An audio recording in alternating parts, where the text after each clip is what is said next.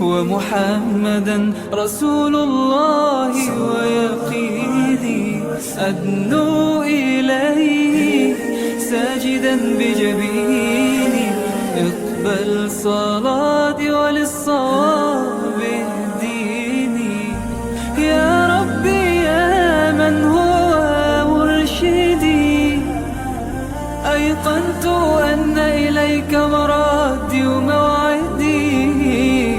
فعشقت كل حروف كتابك مهتدي